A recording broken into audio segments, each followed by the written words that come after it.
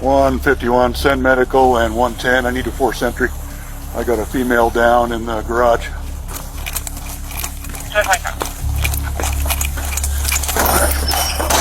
Broomfield Police! Broomfield Police! Oh, shit. Holy shit.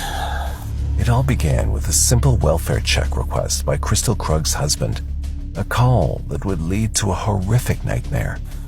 Female has some sort of head wound. She is warm. I'm on CPR.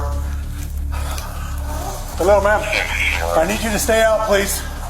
But as the investigators trace the case further, they discover a sickening secret behind the murder that redefines everything. Just go. Hands on your face! Hands on your face! Hands on your face! Hands on your face! On December 14th, 2023, the Broomfield Police Department receives a seemingly regular call for a welfare check at the Krug residence. Broomfield Dispatcher's meeting. Hi there. My name is Dan Krug. I don't think this is an emergency, but this feels really weird. Okay. My wife isn't responding to text messages or phone calls. Okay. And we've had threats against us. She was supposed to meet with Detective Martinez today, but I can't get a hold of him.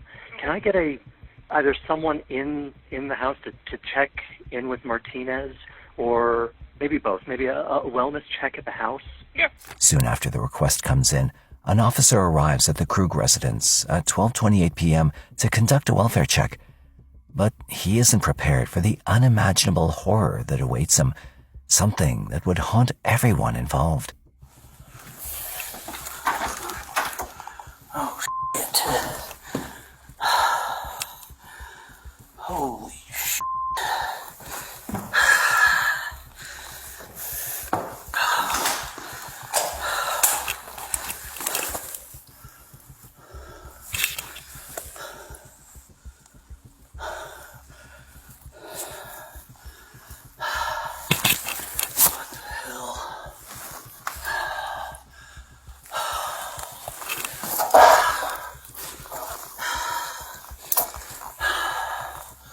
Holy shit, what is going on? The officer finds 43-year-old Crystal Krug lying on the floor, showing clear signs of head trauma and a stab wound. She's unconscious, and the officer immediately begins life-saving efforts in a desperate attempt to save her.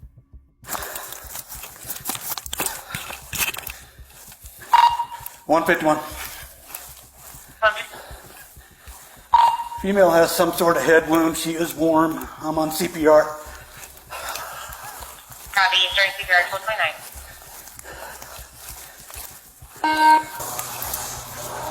Hello, ma'am. I need you to stay out, please. Okay, sir.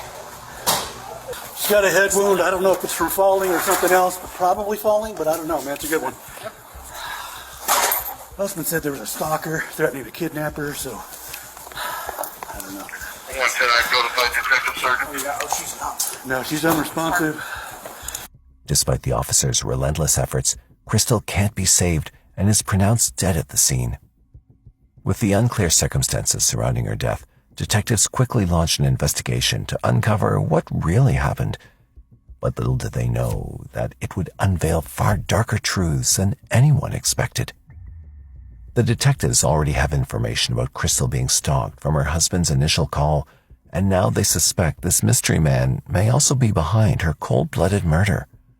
The evidence at the scene also points at this frightening possibility. I pulled my car around the garage just to see if her car was in the garage. And I immediately saw her at the base of the stairs, blood smear on the wall. And I came around and booted the front door. It turns out it wasn't locked.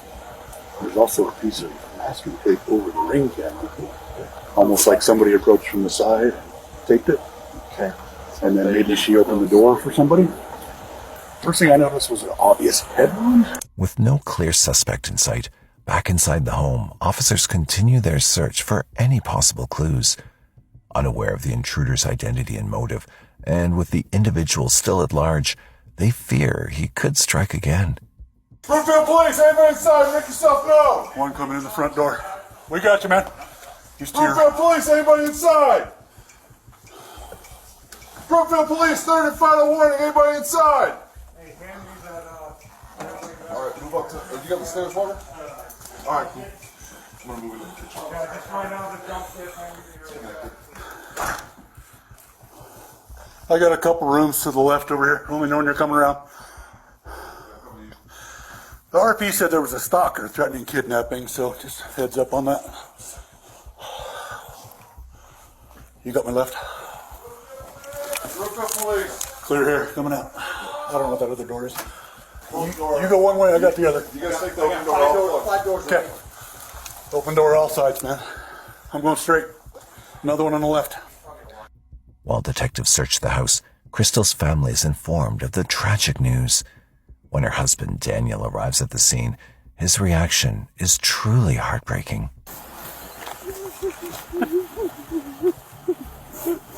Did you guys drove together?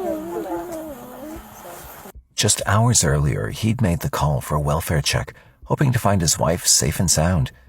Now he faces the devastating reality of her death, and he can't help but blame himself for what happened.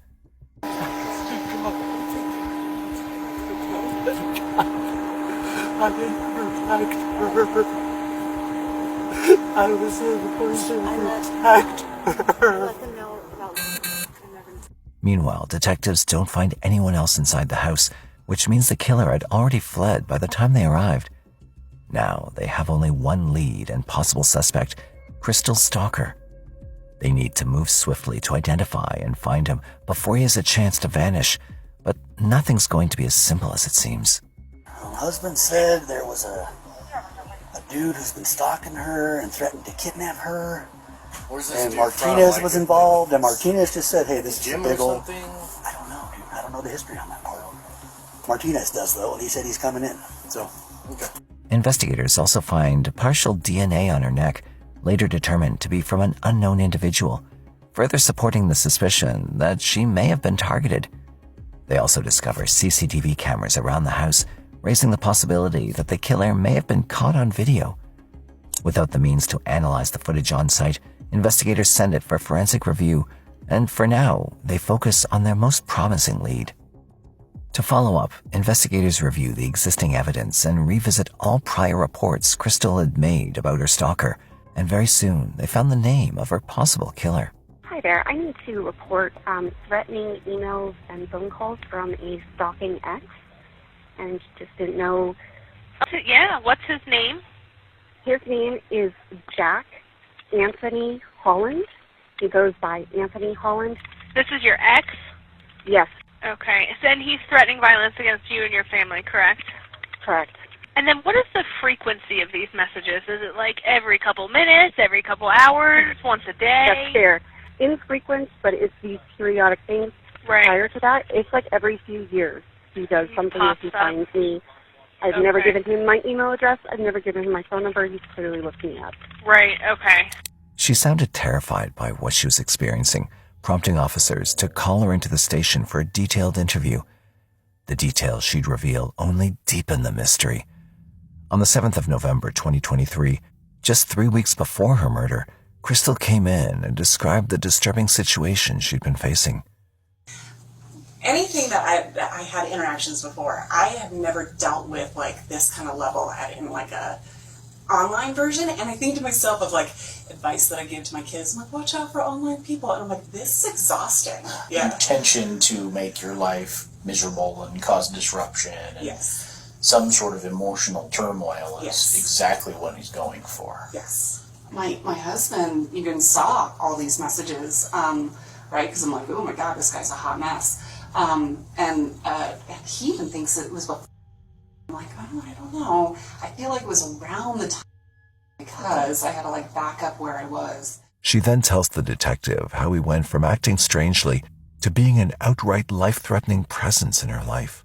And then I shut down Facebook entirely before the pandemic. Okay. So like there was no way to get a hold of me on any kind of old email address or old way, and that's when this starts. This was the first day of contacting me. Again, this was the type of message that I always got before.